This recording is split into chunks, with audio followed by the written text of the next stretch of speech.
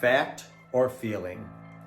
If I were to assign a percentage to a person's beliefs, I would honestly assign about 90% of somebody's belief is simply based on their own interpretation and the story they attached to another person's behavior. Perfect example is when you're driving down the street and somebody pulls up on the side of you and sticks their middle finger up at you and runs off because, I don't know, maybe you accidentally cut them off or something. How do you feel about yourself? Well, how you feel about yourself depends on the story that you attached to the interpretation of what they did. It's the same thing with betrayal or loss or infidelity or whatever, or even in our everyday marriages, our everyday relationships, our everyday life, even if those relationships are not with intimate parties, if it's with our siblings or our parent.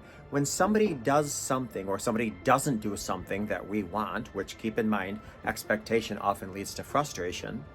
But when somebody does something or doesn't do something we ask or whatever, we immediately attach a story to it. Now, one of the reasons we attach a story to it is because we need to understand, we need to believe we need to understand why somebody's doing something. So we need a reason. Oftentimes, though, that reason is based on our own insecure or a core insecurity, not on fact.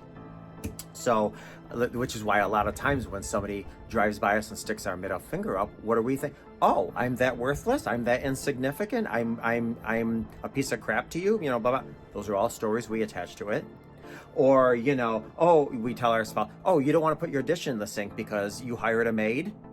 That's another story we attach to it. So we love to attach stories to other people's behavior. And the reason, one of the things, I just want you to be mindful. There's a huge, huge, huge, vast difference between feelings and fact. When you find yourself attaching a story to something, address it, challenge it. Is this a fact or is it a feeling? And if it's a feeling, then I need to do a little bit more dissecting. I need to do a little bit more researching. I need to sit down and talk to somebody and have a conversation, even if that means having a conversation with myself. And the reason I say this is because we imprison ourselves constantly with false stories. And then what happens is those false stories start eating us from the inside out. Don't assign false stories to yourself.